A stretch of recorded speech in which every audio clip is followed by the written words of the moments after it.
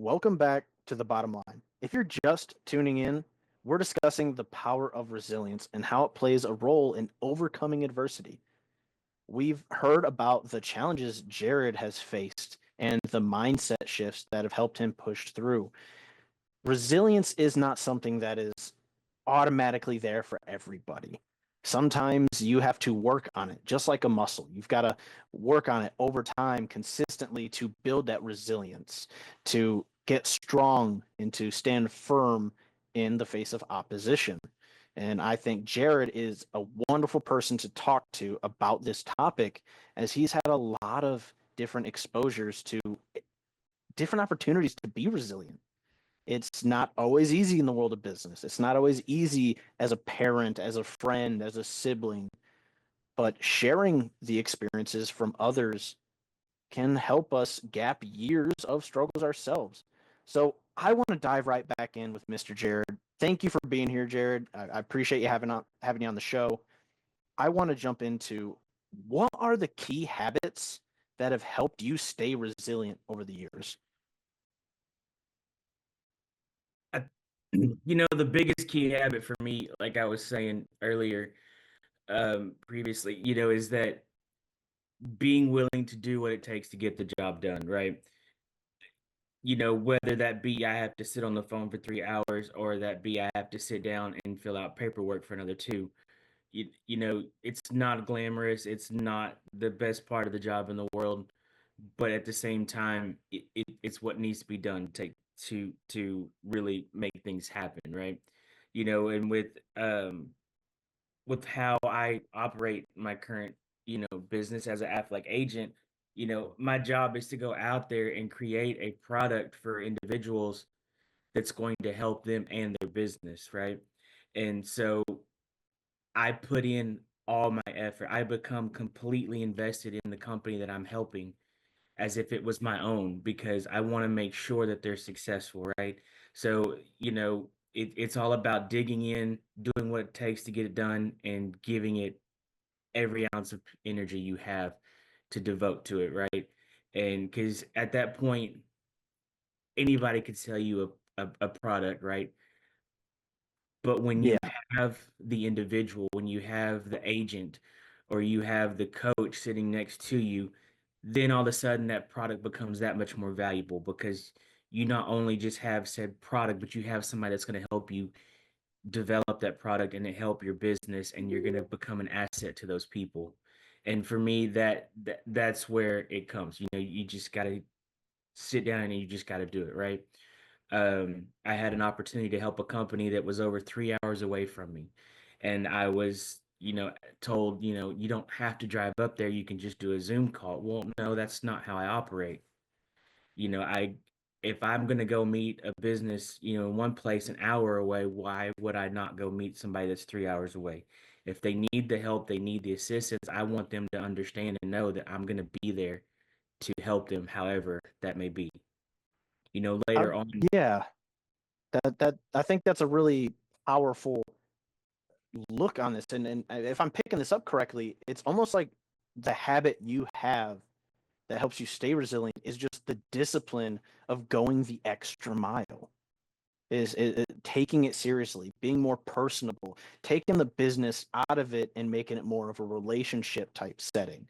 Whereas you're putting yourself and your client in the position of, I'm here to help you.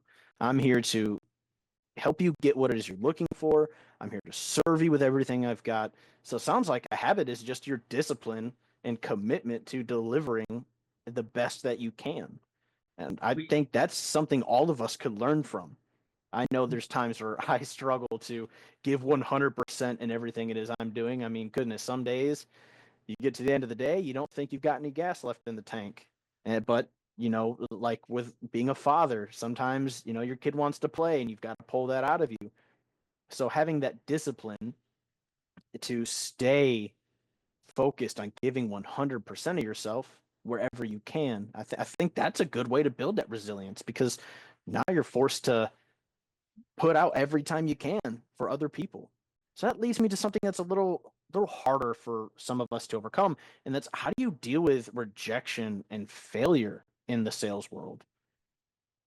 You know, at the beginning of this year, we had a tragedy happen within our little Aflac family. Um, we lost one of our great mentors, and I can honestly say the one of the things that he taught me when I got into the business was if somebody rejects you, somebody doesn't want to talk to you, that's okay. That just means they don't need you right then and there. Or, don't worry about it because somebody else down the road is going to need you, and if they're not ready for your help, then so be it. You'll come back and when they're ready, they're ready.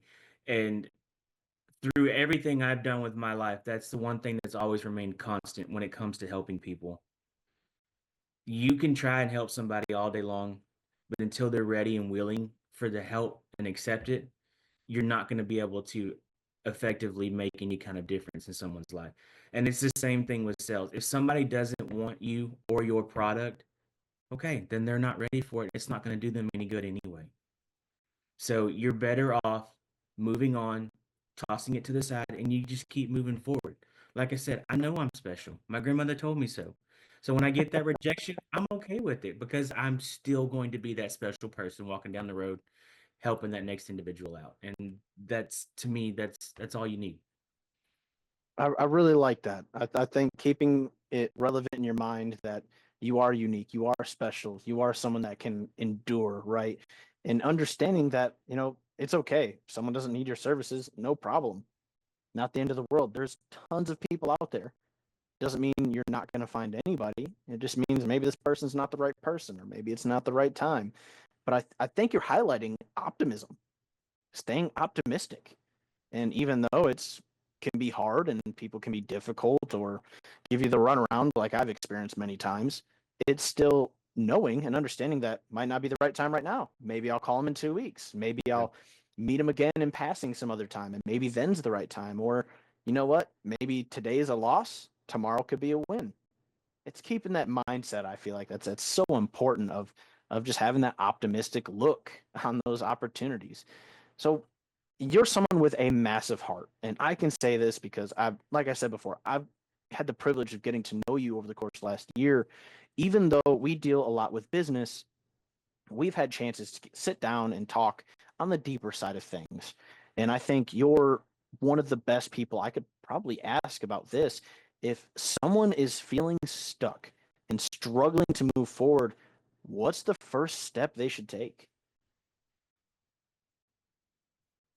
When when you're feeling stuck, yes, it can look bad. Don't get me wrong. But at the end of the day, you've got to pick your head up and understand you're not alone in this. There's somebody else out there that's been there, that's gone through this. I've reached out to plenty of people that have done this job before and asked for, hints or tips or, have you been through this? Have you experienced this? And I think in the end, though, it all goes back to if you truly open your eyes and you look around, you have somebody in your corner that is there to help you. I remember at one point, things were looking a little tough. Getting started in a brand new business and opening up your own business is one of those things. It's just very, very hard. And I remember picking up that phone and calling my wife and asking her, is this really worth it? And she would just, she would tell me, this too shall pass. And I about wanted to drop the phone because the answer's always been right there in front of me, right? Hard times come, hard times go. You get stuck, you get in a groove, look to those people, look to your surrounding, look to your support group. And if you don't have a support group, by all means, give me a call. I'll be right there in your corner to help you out. I will be your support group. I can be the most positive individual you ever need, or I can be the most sarcastic individual you need in your life, whichever it may be. And so for me, it's my support. Like you get stuck, you get in that hard spot, rely on that support that you have in your life. And then again, if you don't have it, I guarantee you somebody somewhere cares and wants to hear about it. You just got to find that person. I find that extremely powerful. As a matter of fact, you kind of pluck some heartstrings with me because you kind of help me look back a little bit and think about all the things that I've run into, all the problems I faced, and all those times I felt stuck. and unable to move forward, or like, man, maybe this just isn't the right move. Maybe it's not going to happen. And every single time I depended and relied on the people around me, my support group, to help pull me out of that groove, to help pull me out of that position and remind me that I've got this, right? I think what you're saying right now is probably the most important aspect of resilience. It's not that we have to be that foundation, that immovable force all the time. We can't be. We have to have people around us that help us stay strong, help us stay focused, help us move forward. And I think that applies to life and business. You can't have one without the other. You can't separate Exactly. life from business. It's all one. What you deal with in your business life will affect your personal life and vice versa. So having that support group that supports you all the way around, I would say is probably detrimental to everyone's success. And like you said, if you don't have a support group, find one.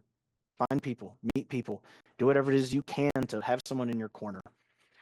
I love where this conversation is going, and I think there's other people out there that would probably be interested in just getting to know you, to understand your philosophies more, and maybe even give Aflac a try, because now they see there's somebody with a massive heart just trying to help people with what they do. Where can our viewers find you? What's the best way to get a hold of you? Well, the best way to get a hold of me is always going to be the first to call me. I know when I was the one thing I try to do is get my phone number out there because I don't have two phones. I don't have a business phone. I don't have a secretary. I just have my cell phone. And so for people to call me is always going to be the best way. I have a Facebook page where it's under my name, um, and I have a business side to it called Business Consultant for Aflac. Um, and I have a LinkedIn profile too. But honestly, the best way to always get a hold of me is going to be just to give me a call. Thank you, Jerod. I absolutely appreciated having you on the show. You're a wonderful person to talk to and get to know. And I recommend reaching out to him. This man's full of wonderful ideas and philosophies. Don't go anywhere. We will be right back on the bottom line.